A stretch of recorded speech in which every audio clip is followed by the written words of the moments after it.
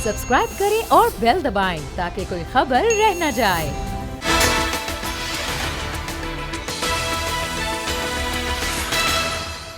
अस्सलाम वालेकुम नाज़रीन, प्रोग्राम अब बात होगी के साथ मैं हूं मोहम्मद कामरान। रमजानुल करीम के बाबरकत महीने में भी मुनाफाखोरों ने अवाम को लूटना बंद नहीं किया है। जो अशियाए खोरोनोश रमजान से पहले कम दामों में दस्तयाब होती थीं, तो मुनाफाखोरों ने इनकी कीमतों को भी आसमान पर पहुंचा दिया है। चीनी की बात की जाए, आटे की बात की जाए, सब्जियों की बात की जाए, गोश्त की बात की जाए, चिकन की बात की जाए, मटन की बात की जाए, सबकी कीमतें ही बढ़ा दी गई हैं। और तमाम तर बुलंदो बांग दावों के बावजूद जो इंतजामिया है वो इस महंगाई को काबू करने में नाकाम दिखाई देती है। अगर इदारा शुमारियात की रिपोर्ट की बात की जाए तो महंगाई की मजमूई शरह में 18.89% इजाफा हुआ है। और बेसिक नेसेसिटी होता है आटा। एक हफ्ते में 20 किलो आटे का थैला 26 रुपए 9 पैसे महंगा हुआ है। और अब 20 किलो आटा 988 रुपए से जायद का हो गया। ये मैं नहीं कह रहा, ये इदारा शुमारियात की रिपोर्ट कर रही है। दूसरी जानिब जो हमें पता है, वजीर ख़जाना को एक बार फिर से तब्दील कर दिया गया है। जब पाकिस्तान तहरीक इंसाफ की हुकूमत कायम नहीं हुई थी, उससे पहले असद उमर को सबसे बेस्ट तरीन खिलाड़ी करार दिया जा रहा था कि असद उमर साहब जो हैं वो मुल्की मईशत को संभाल लेंगे और तमाम तर मसाइल का जो है जवाब वो असद उमर के पास है। उसके बाद फिर हमने देखा कि उनको भी हटा दिया गया, हमाद अजहर आए और अब गुज़श्ता रोज़ कैबिनेट में इजाफा हुआ है। जो हलफ उठाया है शौकत तरीन की जानिब से।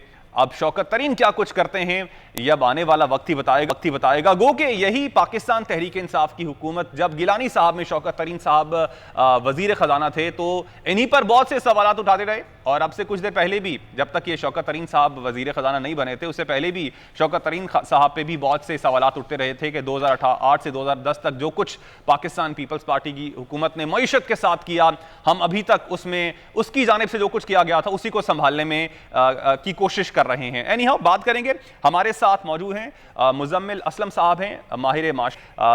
जो करंट सिचुएशन है, क्या कुछ हुकूमत की जानिब से जो कुछ कहा जा रहा है उसमें किस हद तक सच्चाई है, इस हवाले से बात करेंगे। बहुत शुक्रिया मुजम्मिल साहब आपके वक्त का। मुजम्मिल साहब, मसला कहां पर मौजूद है? क्या समझते हैं आप, हुकूमत जो है वो जो है सीरियस है मामलात को लेकर, या हुकूमत की जानिब से सीरियसनेस ही नहीं है जिसकी वजह से जो माशी मामलात हैं वो दिगरगू हैं? देखिए, बात यह है कि दो तीन चीजें हैं बड़ी अहम इस महंगाई को, मौजूदा महंगाई को समझने के लिए। पहली चीज तो ये कि जब से मैंने होश संभाला है, मईशत को कवर कर रहा हूँ, तो हमने और फिर एज अ मईशतदान जो है एक हमने अल्फाज सीखा है, सीजनैलिटी।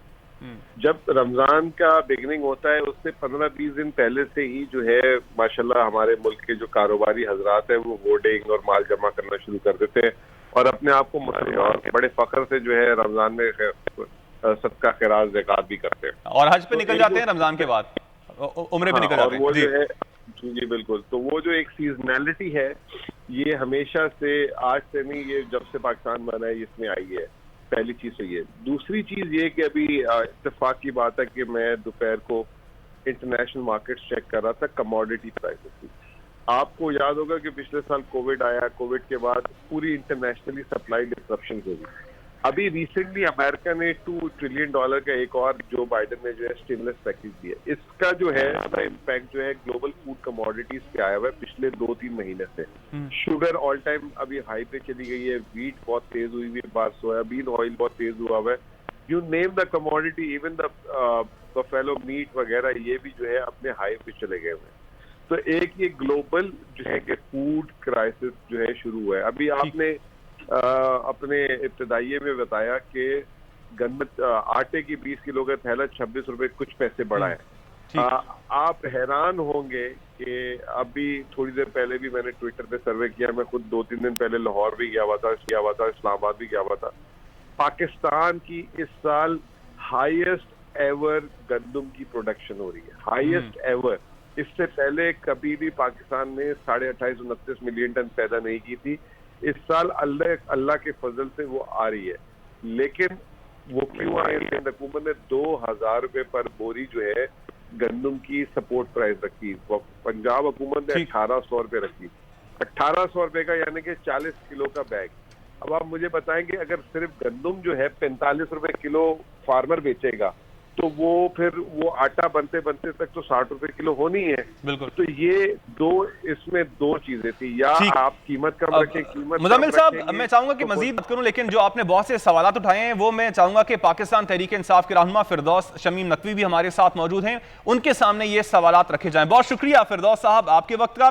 फिरदौस साहब, अब यहाँ पर सवालात ये उठते हैं, बहुत से सवालात जो हैं वो मैंने इब्तिदाइया में भी रखे, कुछ मुजम्मिल साहब ने भी सामने रखे हैं, लेकिन जो एक और सवाल जो अवाम भी उठा रही है कि जो वजारत खजाना में तब्दीलियां आप लेके आते हैं, वजीर खजाना को तब्दील कर दिया जाता है, ये अब जो नए आप वजीर खजाना लेके आए हैं शौकत तरीन साहब, आप समझते हैं कि ये जितने भी माशी मामलात हैं, जितने माशी मसाइल हैं इस वक्त हुकूमत को दरपेश, ये उनको हल कर देंगे?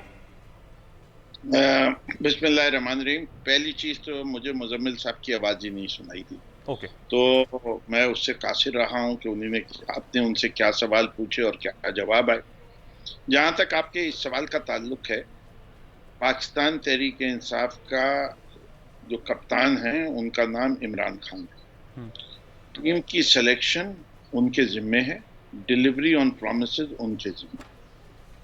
जो शौकत तरीन साहब हैं, हफीज शेख साहब हैं, असद उमर साहब हैं, अगर कोई शख्स उनके क्रेडेंशियल्स के ऊपर बात करना चाहता है कि वो क्वालिफाइड हैं या नहीं है, कि वो इस रोल में खेल सकते हैं या नहीं खेल सकते, तो दो तो साबका रह चुके हैं फाइनेंस मिनिस्टर, तो उनकी क्वालिफिकेशंस के ऊपर तो कोई नहीं है। एक असद उमर साहब के बारे में जो है वो एंग्रो के चीफ रह चुके हैं, और एंग्रो को जिस तरीके से उन्होंने तरक्की दी, उनके भी क्रेडेंशियल जो हैं वो डाउट नहीं किए जा सकते।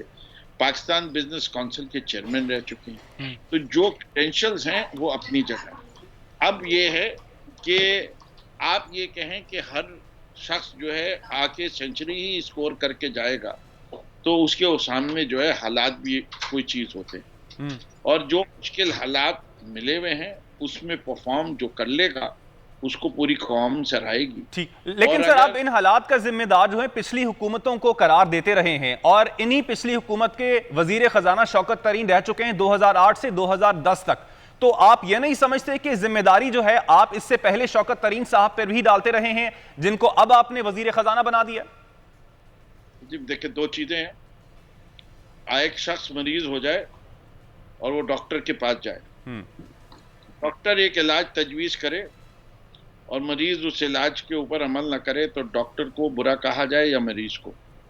हर फैसले के अंदर, इसीलिए मैंने क्रेडेंशियल्स की बात की कि क्या एक आदमी की उस सब्जेक्ट के ऊपर नॉलेज जो है वो एडिक्वेट है या नहीं। अच्छा, कुछ चीजें हैं जो डिफाइंड थ्योरीज हैं कि फॉर एग्जांपल एक आदमी सोशलिस्ट है, कम्युनिस्ट है और एक कैपिटलिस्ट है, और हम चाहते हैं कैपिटलिस्ट निज़ाम बने, तो एक सोशलिस्ट को दे देंगे तो निज़ाम नहीं सही चले।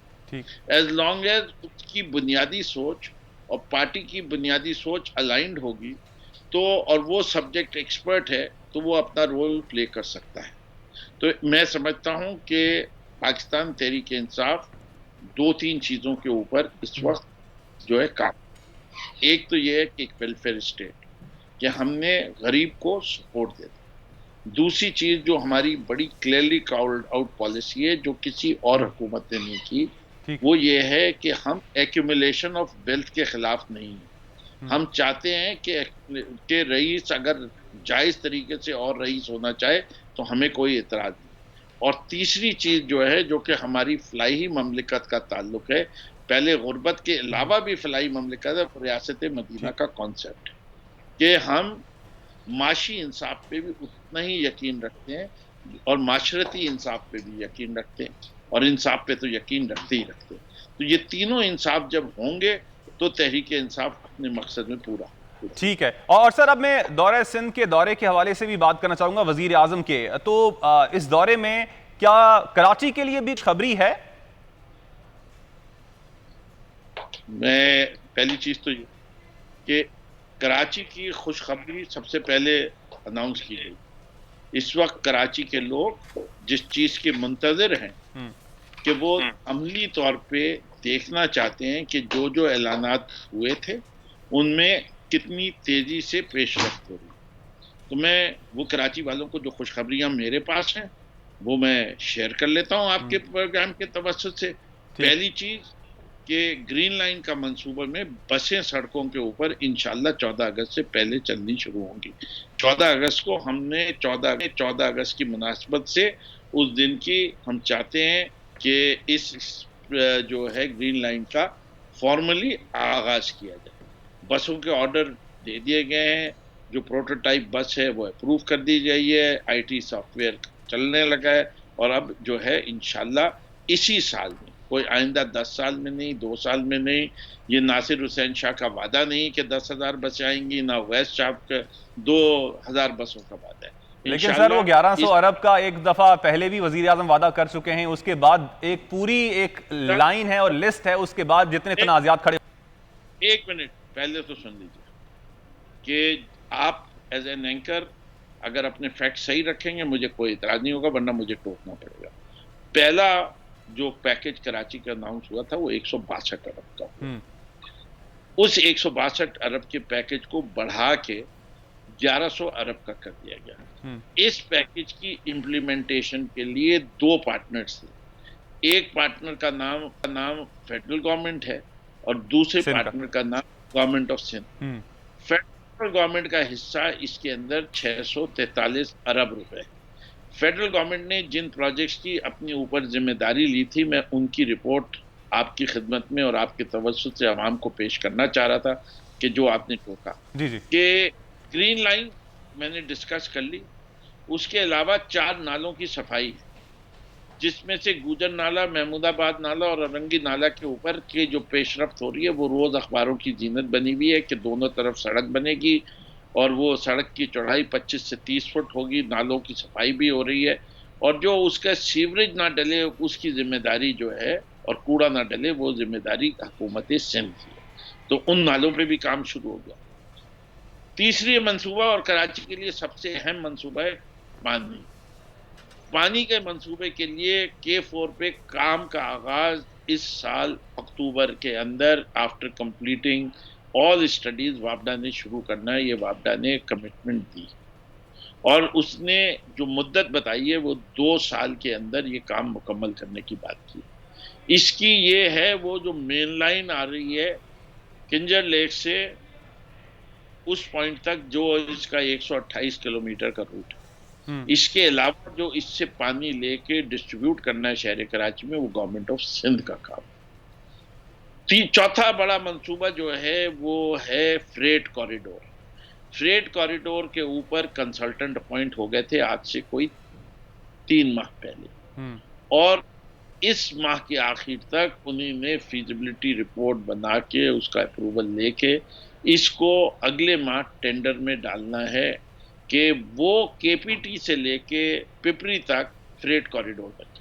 अब ठीक है, अब ये एक आने वाली जो वक्त है वही बताएगा कि ये चीज़ें जो हैं ये ऑन टाइम मुकम्मल हो पाती हैं या नहीं हो पाती हैं। लेकिन गुज़श्ता रोज़ ख्वाजा इजहारुल हसन की जानिब से भी एक बयान सामने आया। उनका कहना था कि कराची की तरक्की में 18वीं तरमीम सबसे बड़ी रुकावट है, जो आप बात कर रहे थे विफाक और सिंध की। तो अब आप भी ये बात समझते हैं कि 18वीं तरमीम जो है वो कराची की जो तरक्की है उसमें हाइल है?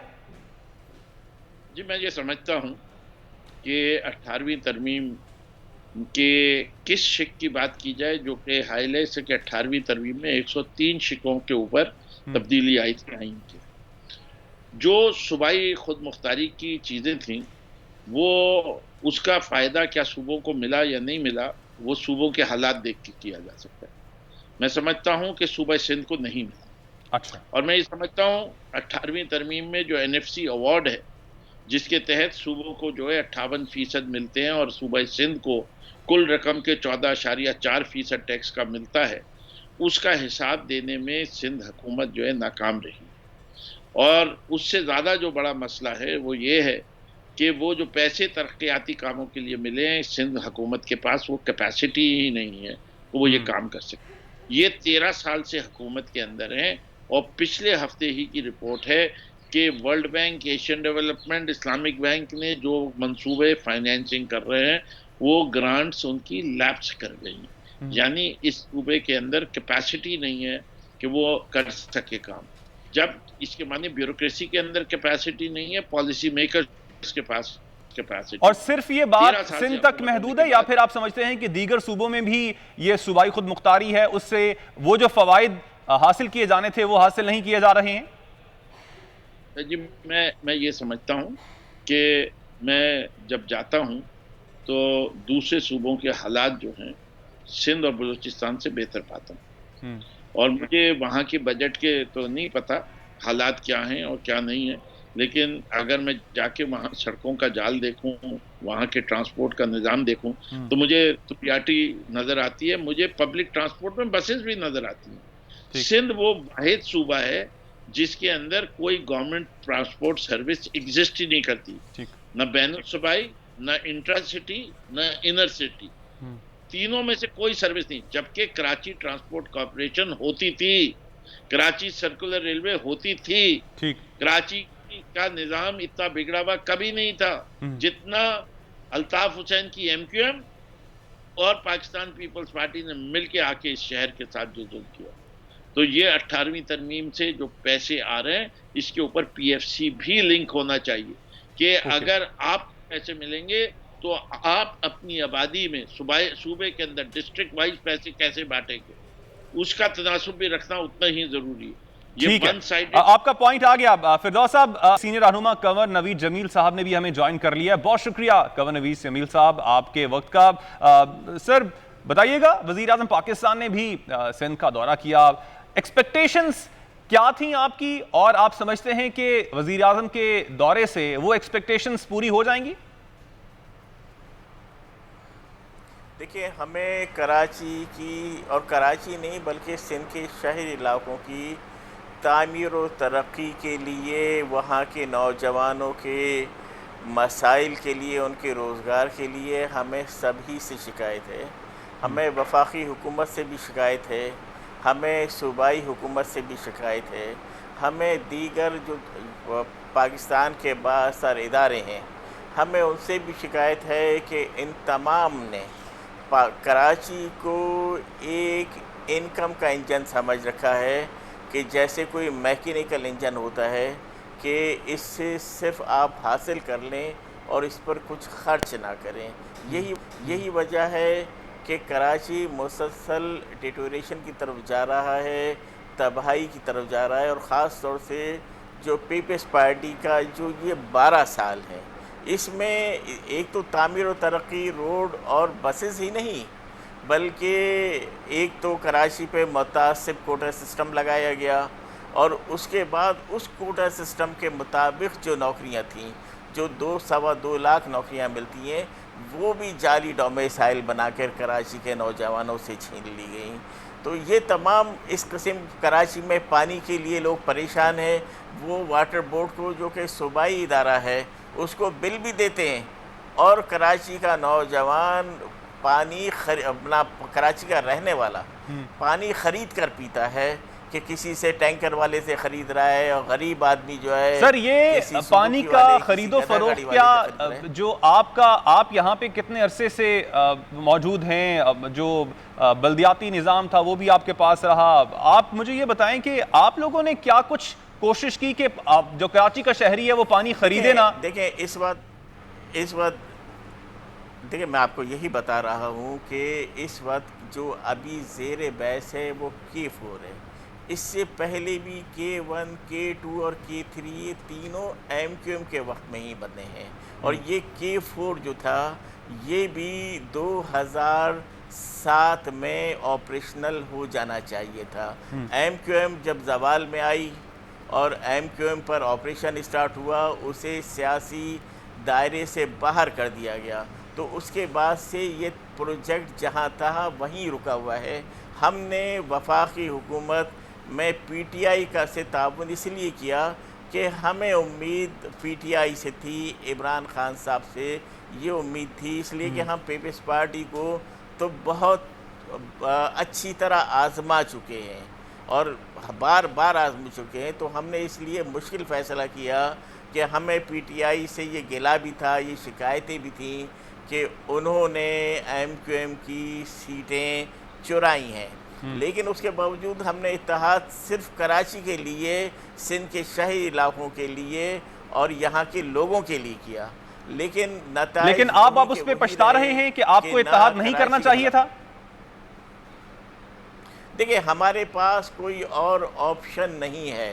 अगर अब ये चूंकि पॉलिटिकल सिस्टम है, इसमें हम अकेले रहकर भी कोई कराची के लोगों के लिए, हम कम से कम वफाक का हिस्सा हैं।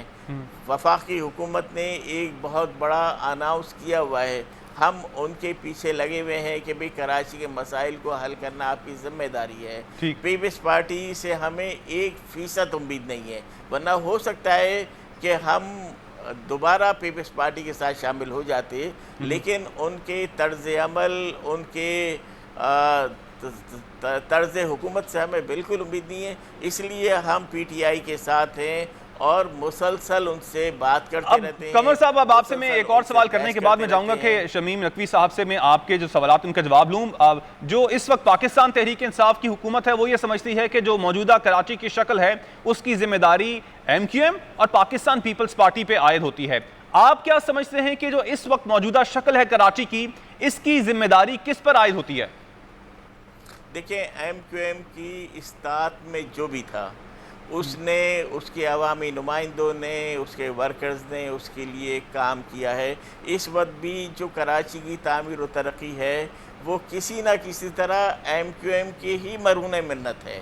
अब ये 12 साल का ये ऑपरेशन है, आप मीडिया से वाबस्ता हैं, आपको कराची के हालात का बखूबी अंदाज़ा है। लेकिन इन हालात में भी जब कराची MQM की 2/3 नशिस्तें MQM से छीन ली गई हैं ताकत की बुनियाद पर, ताकत के ज़ोर पर, उसके बावजूद भी MQM के पास जितनी इस्तात है वो अपने तौर पर कोशिश कर रहे हैं। लेकिन जो सियासतदान कोई भी हो, वो अपने घर से पैसा तो लाकर लगाता नहीं है। बिल्कुल ठीक। यकीनन वो सरकार के वसाइल। कमर साहब, मेरे साथ ही रहिएगा, मुझे ब्रेक का कहा जा रहा है, ब्रेक से वापस आएंगे तो आपने सवाल उठाए वो भी और कुछ मेरे सवाल भी हैं वो भी फिरदौस शमीम नकवी के सामने रखेंगे। नाजरीन, ब्रेक के बाद हम गुफ्तगू के सिलसिले को यहीं से आगे बढ़ाएंगे, हमारे साथ रहिएगा।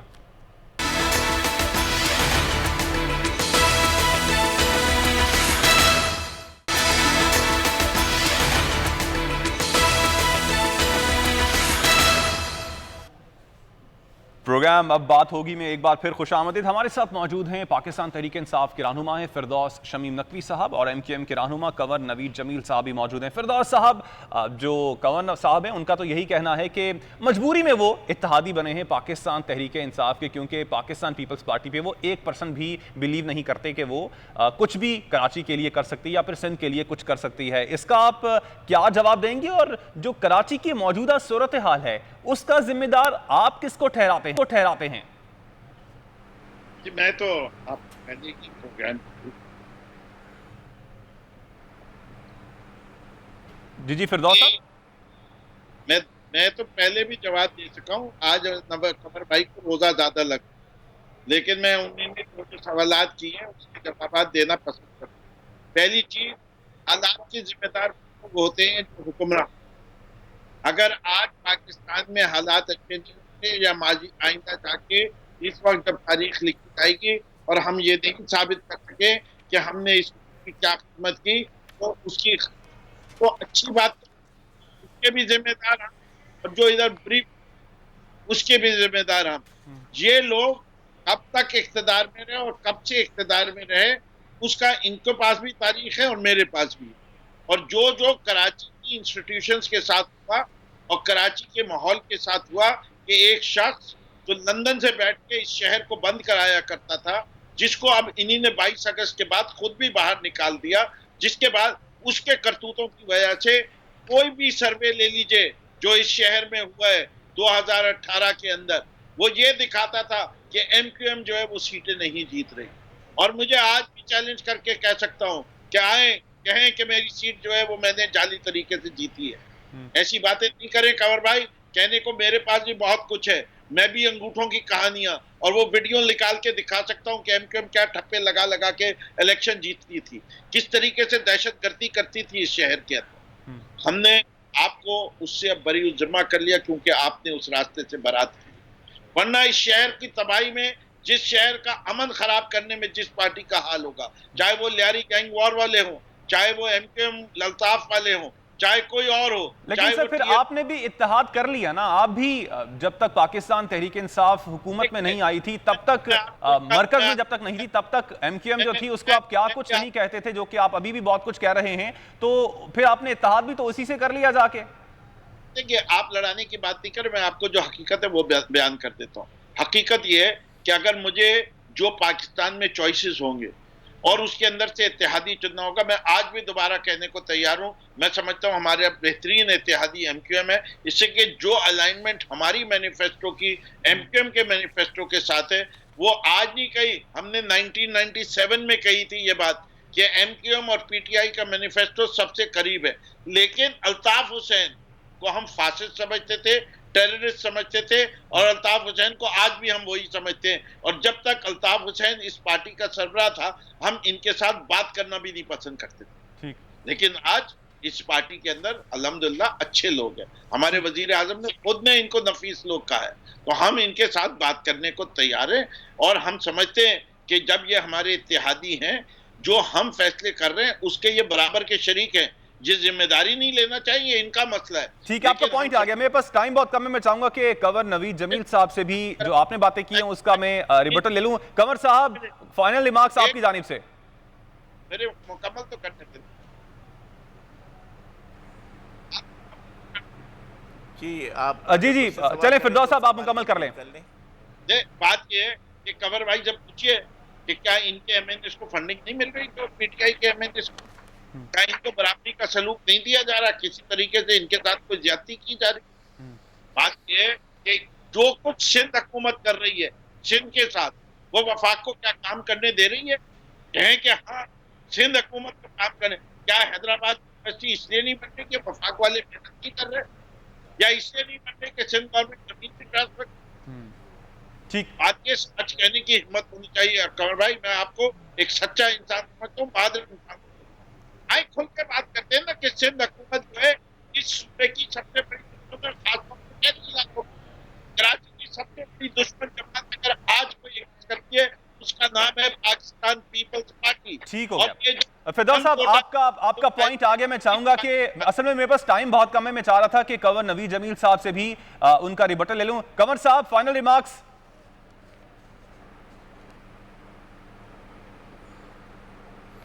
आपकी आवाज नहीं आ रही है। कंवर साहब, मैं बस आपसे पूछना चाह रहा था, इस वक्त जो फिरदौस साहब ने बातें की हैं, आप उनसे एग्री करते हैं? वो कहते हैं कि क्या बराबरी का सलूक नहीं किया जा रहा सिंध में एमक्यूएम के साथ, जो आप इतनी इस तरह कह रहे हैं कि you not happy with Pakistan Tehreek Insaf? देखिए, तनाज़ा एमक्यूएम या पीटीआई की बात नहीं चल रही है, बात चल रही है कराची की तामीर व तरक्की की। हम तो सियासी जमातें हैं, हमारी आपस में नाराज़गियाँ भी होती रहती हैं, दोस्तियाँ भी होती हैं, वो एक अलग बात है। बात हो रही है कराची के रहने वालों की, कराची की, जो कि वफाक को मिलने वाले पैसे का 70% और सिंध को मिलने वाले पैसे का 90 से 95% अदा करता है।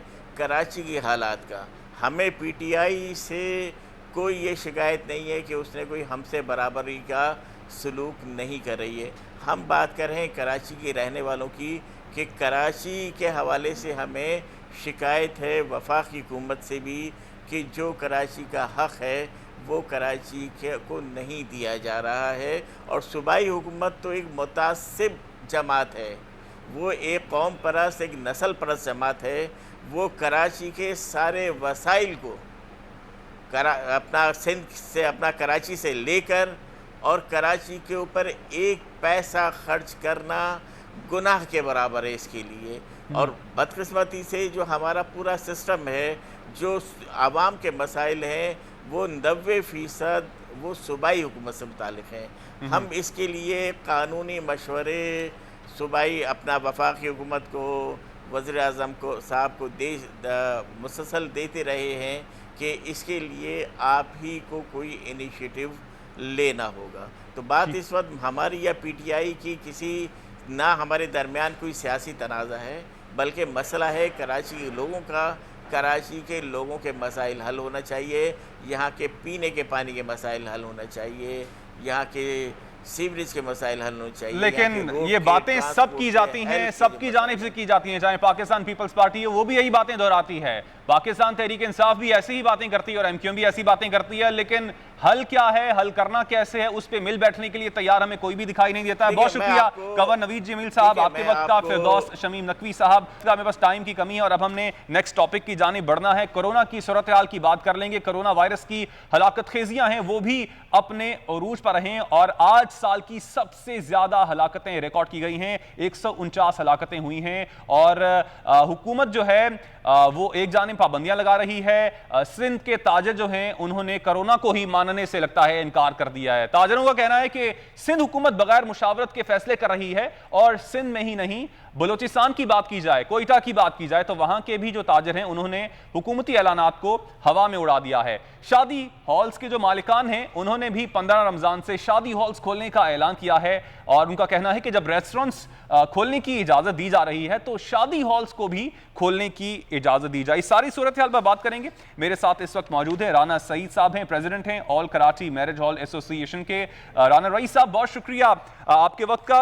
राना साहब, आपको पता है कि इस वक्त जो कोरोना की सूरत हाल है वो बद से बदतर होती जा रही है, अबतर होती जा रही है। अब आप क्या चाहते हैं कि ये तमाम चीजें खोल दी जाएं और जो कर्फ्यू की सूरत हाल है वो बाद में जब पैदा हो जाए और फिर कर्फ्यू लगे और सब चीजों को बंद करना पड़ जाए, वैसा हो, या फिर कुछ और मुतालिबात हैं आपके? अस्सलाम वालेकुम। सबसे पहले मैं आपका शुक्रिया अदा करता हूं कि आपने अपने प्रोग्राम में हमें लिया, हमारा मौक़िफ़ ले रहे हैं आप। देखिए, हमारी इंडस्ट्री वो वाहिद इंडस्ट्री है जिसको 6 माह के लिए बंद किया। माजी में भी हमारे शादी वालों को बंद करके कोई किसी किस्म का कोई पैकेज अनाउंस नहीं किया। इस वक्त हमसे जुड़े जो सिंध के अंदर है 10 लाख के करीब लेबर है जो बेरोजगार हुई हुई है। हमारे मोहतरम प्राइम मिनिस्टर सखर आए हैं, उन्होंने एहसास प्रोग्राम के अंदर उसकी जो है वो लुक आफ्टर किया है, लेकिन हमारे लिए एहसास कोई नहीं किया, ना उस वक्त ना इस वक्त। आप मुझे बताएं, PIA खुला है, निजी इदारा है, क्या उसको इन्होंने बंद किया है? क्या इन्होंने रेलवे को बंद किया है? हमारे ही सेक्टर को पहले भी निशाना बनाया, इस वक्त भी निशाना। हमारा मौक़िफ़ यह है कि हमारी तकरीबात सितंबर में हमारे शादी हाल खोले, आपने सितंबर में शादी हाल खोले, हमने थोड़ी बहुत तकरीबात की थी, आगे हमने हमारा फ्यूचर बेस्ड काम ने हमने आगे की बुकिंग की थी ईद के बाद की। खुदारा हमारा मौक़िफ़ ये है, अगर ये कोरोना है, देखें सिंध गवर्नमेंट ने पहले भी जितने काम किए, हम भी स्टेक होल्डर थे, हमारे इत्तेहाद और हमारी जितनी भी इसके अंदर SOP में हमने फॉलो अप करवाया, इसके बगैर अधूरे थे। हमने उसके अंदर अपनी काविशें हमने बढ़ चढ़ के उसमें हिस्सा लिया है, SOP को फॉलो करवाया। अगर हम ये ना करते तो सिंध गवर्नमेंट भी इस वबा को काबू करने में जो है वो नाकाम हो सकती थी। हमारा अभी भी मौक़िफ़ यही है सर। अभी मेरा सर सवाल सुनिएगा। अब ये जो आपका मुतालबा इस वक्त ये है कि बाकी चीजें क्यों खुली हुई हैं, कोरोना की सूरत हाल अगर इतनी ही बुरी है तो उन चीजों को भी बंद कर दिया जाए, या फिर आप कहते हैं कि हमारी चीजों को खोल दिया जाए, बाकी जैसे भी चल रहा है, अच्छा चल रहा है, बुरा चल रहा है, उससे आपको मतलब नहीं है? नहीं, देखें, कोरोना से हमने तो डिनाई नहीं किया कि कोरोना नहीं है। देखिए, कोरोना बिल्कुल है, हम मानते हैं, लेकिन आप ये बताएं कि कोरोना की वैक्सीन आ गई, वैक्सीन लगाने के बाद भी क्या आप ये SOPs को खत्म कर सकते हैं? नहीं कर सकते। आपने जब ये SOPs को खत्म नहीं कर सकते तो क्या आप हमें भूखा मारेंगे? और हमारी लेबर को जब SOP को फॉलो कराना है तो आपने सारी चीजों को खोलना चाहिए। आपने सिर्फ हमारी इंडस्ट्री को बंद करके आप क्या मैसेज दे रहे हैं जनाब? ये मिलियंस के करीब लोग बन जाते हैं। अगर आपने इसको बंद करना है तो आप हमारा मौक़िफ़ ले, हमारे साथ बैठे। हमारे साथ बैठने के लिए तैयार नहीं है, आप हमारे साथ बैठे, हमारी लेबर के लिए कोई वाज़े अहकामात दें, कोई पैकेज अनाउंस करें, हमारे लिए कोई अहकामात दें। तमाम जितने भी टैक्सेस हैं वो आज भी लिए जा रहे हैं, बिल्स भी स्टार्ट हुए हैं, हमारे रेंटल भी जा रहे हैं, हमारे कारोबार को बंद करके रखा। भाई ये कहाँ का इंसाफ है? अच्छा, हमारे मोहतरम प्राइम मिनिस्टर, अगर हुकूमत ने आपसे कोई राब्ता नहीं किया है इस हवाले से बातचीत के लिए, तो क्या आपकी जानिब से कोई कोशिश की गई है कि आप हुकूमत से राब्ता करें और अपने तहफ़्फ़ुज़ात से उनको आगाह करें? देखें, हम डेली बेसिस के अंदर जो है राब्ता करने की कोशिश कर रहे हैं, लेकिन कोई सुनवाई नहीं है। कमिश्नर कराची से, सिंध गवर्नमेंट के जितने भी ओहदेदार हैं उनसे, कोविड कमेटी से, लेकिन कोई भी हमें टाइम देने के लिए तैयार नहीं है। आप मुझे बताएं, रमजान का महीना है, आगे ईद है, ये वो लोग हैं जो 6 माह परेशान हुए थे, कर्जा लेके उन्होंने अपनी जिंदगी गुजारी थी। मेरे पास मैसेजेस आ रहे हैं, इनकी वीडियोस आती हैं, आप देखें, बहुत बदहाली का शिकार है। एहसास प्रोग्राम करते हैं तो इनका भी एहसास किया जाए। अगर तमाम चीजों को खोला हुआ है SOP के साथ, हम देखें सिंध के अंदर पॉजिटिविटी रेशो जो है वो 8% के अंदर है। जो नोटिफिकेशन फेडरल और एनसीओसी का है उसके अंदर वाज़ेह अहकामात है, जहां पर 8% से कम पॉजिटिविटी है वहां पे ये लागू नहीं होता। जब सिंध के अंदर कोरोना केसेस की कमी है तो उसके अंदर सिंध के अंदर फिर ये हमारे शादी वालों को क्यों बंद करते हैं? हमारा मौक़िफ़ ये है, रेस्टोरेंट्स भी खुले हुए हैं, तमाम चीजें खुली हुई है, हमारे साथ ऐसा सुलूक क्यों? हमारे साथ पहले भी इन्होंने 6 माह बंद करने के बाद जब खोला है तो खोलने के बाद से आज तक केसेस नहीं बढ़े सिंध के अंदर। हमारा मौक़िफ़ ये है कि जब हम एसओपीज को फॉलो करा रहे हैं और आपने हमारे किसी भी शादी हाल को बंद किया, हमने वहां पे कहीं पर भी हमने शोर शराबा नहीं किया। अगर आपने उसको फाइन किया है, हम जीरो टॉलरेंस के ऊपर काम कर रहे थे और करेंगे। हम किसी के दबाव में नहीं आए। जब हमने अपने शादी हालों को खोला है, तमाम शादी हालों में हमने एसओपी को फॉलो करवाया है। ये चीज का सबूत है जहाँ पे शादी हालों में फाइन किए डीएमसीज ने, डीसीज ने। राना साहब हमारे साथ रहिएगा। हमें अतीक मीर साहब ने ज्वाइन किया है, ऑल कराची ताजिर इत्तेहाद हैं। बहुत शुक्रिया अतीक साहब आपके वक्त का। अतीक साहब, जो इस वक्त हुकूमत की जानिब से हफ्ता इतवार की छुट्टी की बात की गई है, ज़ाहिरी बात है उन्होंने इस चीज़ को सामने रखा कि कोरोना के केसेस में इजाफा हो रहा है, जो जितना मिंगलिंग लोगों की कम हो सके उतनी कम की जाए। तो इसमें आपको मसाइल क्या हैं?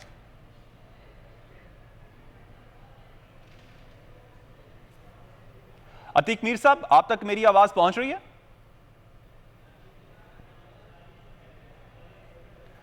अतीक मीर साहब से एक बार फिर से रब्ता करने की कोशिश करेंगे। राना रईस साहब, अब हमने देखा है कि जिन चीज़ों की आप बात कर रहे थे, चाहे अगर बात की जाए ट्रैवलिंग की, अगर पाकिस्तान इंटरनेशनल एयरलाइंस हैं या दीगर एयरलाइंस हैं, अगर वो वर्क कर रही हैं, पाकिस्तान रेलवेज काम कर रही है, इन पे आपके तहफ़्फ़ुज़ात हैं कि वो चल रही हैं, तो वाई नॉट शादी हॉल्स? वो अब कम्यूट करना है आवाम को एक जगह से दूसरी जगह, तो वो तो नेसेसिटी है आम तौर पे भी लोगों की। अब मेरा सवाल यहाँ पे ये उठता है कि अगर हुकूमत की जानिब से ऐसे इकदामात उठाने की कोशिश की जाती है कि जिस तरह हमारे पड़ोसी ममालिक हैं वहाँ पर हालात इतने ख़राब हो जाते हैं कि कर्फ्यू तक की बात आ जाती है, तो उस हालात को पहले से मद्देनजर रखा जाए कि ऐसे हालात पैदा ना हों और हम लोग जो हैं पहले से इन चीज़ों को फॉलो करना शुरू करें, इन चीज़ों पे हम फोकस करना शुरू करें कि ऐसे हालात पैदा ना हो जाएं कि हमें सब कुछ ही बंद करना पड़ जाए, उसके लिए छोटे छोटे इकदाम उठाए जाएं। तो क्या ये बेहतर नहीं है कि हम इन हालात में इन चीज़ों पर थोड़ा सा हम अपने आप पे बोझ बर्दाश्त कर लें कि जो आगे के मसाइब हों उनसे बचा जा सके? देखिए, माजी में भी जब लॉकडाउन लगा है तो हमने गवर्नमेंट का साथ दिया है, सिंध गवर्नमेंट का साथ दिया है, मुशावरत की है और हमने उस पर अमल दरामद करवाया है। जब ही सिंध गवर्नमेंट इसको काबू करने में कामयाब हुई, हम स्टेक होल्डर थे। हमारा मौक़िफ़ है अगर सिंध के अंदर पॉजिटिविटी रेशो कम है तो फिर हमारे सेक्टर को क्यों बंद किया हुआ है?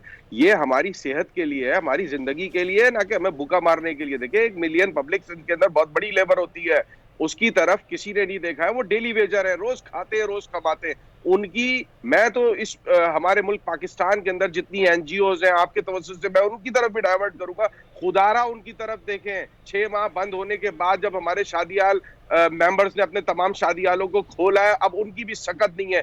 वो जो हमारी लेबर है वो गदागार नहीं है, वो भीख मांगने वाले नहीं है, वो मजदूर है। खुदारा ठीक है, आपका पॉइंट आ गया। अतीक मीर साहब ने भी हमें ज्वाइन कर लिया है। बहुत शुक्रिया अतीक मीर साहब, आपके वक्त का सदर हैं ऑल कराची इत्तेहाद ताजिर इत्तेहाद के। अतीक साहब, 2 दिन अगर बंद करने की बात की जाती है हुकूमत की जानिब से, कारोबार ज़िंदगी के जो अवामुन्नास है उनकी मिंगलिंग कम हो, तो इसमें मसाइल क्या हैं? देखिए, 2 दिन अभी जब एनसीओसी का एक ऑर्डर जारी हुआ जिसमें 2 छुट्टियों की बात हुई, उसमें दिनों की निशानदेही नहीं थी। सिंध हुकूमत ने उसे उसी तरह से जारी किया, लेकिन जब वो हफ्ते का दिन आया तो एक अजीब पैनिक फैल गया, आधा शहर खुल गया, आधा बंद हो गया। तो सिंध हुकूमत ने ताजिरों से मुशावरत करके जुमे और इतवार की छुट्टी का ऐलान कर दिया। अब जुमे के दिन छुट्टी का फायदा ताजिरों को ये है कि जुमे के दिन बामुश्किल 2.5 घंटे 3 बजे जुमे की नमाज से फारिग होने के बाद जब आप कारोबार में पहुंचेंगे तो असर की नमाज तकरीबन 5:30 बजे तक होती है। तो इस तरह लेकिन जो ही एनसीओसी ने अपने नए नोटिफिकेशन में हफ्ते और इतवार की छुट्टी का ऐलान किया, साथ ही सिंध हुकूमत ने उसको तब्दील कर दिया। उससे ये हुआ कि अब देखिए, तो अभी आपके अतीक साहब मुतालिबात क्या हैं? आप एग्री हैं कि 2 दिन की जो छुट्टी है वो ओके है, लेकिन दिनों को तब्दील कर दिया जाए कि 2 दिन कौन से होने चाहिए, ये आप चाह रहे हैं? जी बिल्कुल, हम कहते हैं कि अगर नागुज़ीर है कि 2 दिन हुकूमत को छुट्टी करना है, क्योंकि देखिए कोरोना की ये संगीन सूरत हाल है, हम हुकूमत से लड़ना नहीं चाहते। हम चाहते हैं कि आप जुम्मा और इतवार की छुट्टी को बहाल करें। और दूसरा ये कि जो अहम तरीन सीजन है, ये जिसमें कि लोगों को भी खरीदारी करनी है, ईद मनानी है, इसी तरह ताजिर भी चाहते हैं कि उन्हें भी मौका दिया जाए कि वो बेहतर वक्त में एक अच्छी सेल कर सकें। तो रमजान के और ये जुमे और इतवार की छुट्टी के हवाले से आपने बात की है सिंध हुकूमत से, कोई राब्ता हुआ है इस हवाले से? देखिए हुकूमत में आला सतह पे तो बात नहीं होती, और मैं समझता हूँ पिछले 1 साल में कभी भी हुकूमत ने कोई फैसला मुशावरत करके नहीं किया। इतने बड़े डिजास्टर में मैं देखता हूँ कि गलत फैसले किए जाते हैं, बिना सोचे समझे फैसले कर लिए जाते हैं, जिससे इतने बड़े डिजास्टर में अरबों रुपए का नुकसान हो चुका और हो भी रहा है। गलत फैसले हुकूमत उस वक्त करती है जब स्टेक होल्डर से मुशावरत नहीं की जाती है। ये बहुत बड़ा वैलिड पॉइंट है आपका। बहुत शुक्रिया आतिक मीरी साहब आपके वक्त का, राना रईस साहब आपने वक्त दिया, आप क्रिया। और जो करक्स निकलता है हमारी गुफ्तगू का वो यही है कि हुकूमत को भी फोकस करना चाहिए कि जब वो इतने बड़े फैसले ले रही है इतनी बड़ी इंडस्ट्रीज के हवाले से, तो कम से कम NCOC का जब इजलास होता है या उस NCOC के इजलास में या उसके बाद एक मीटिंग कर ली जाए इन तमाम स्टेक होल्डर से कि वो क्या चाहते हैं और क्या उनको इस हवाले से कोई तहफ़्फ़ुज़ात तो नहीं है, ताकि मामलात को अच्छे तरीके से आगे लेके जाया जा सके। नाज़रीन, उम्मीद करते हैं कि हमारा आज का प्रोग्राम आपको पसंद आएगा। मुझे मोहम्मद कामरान को अब बात होगी से इजाज़त दीजिएगा। अल्लाह निगहबान।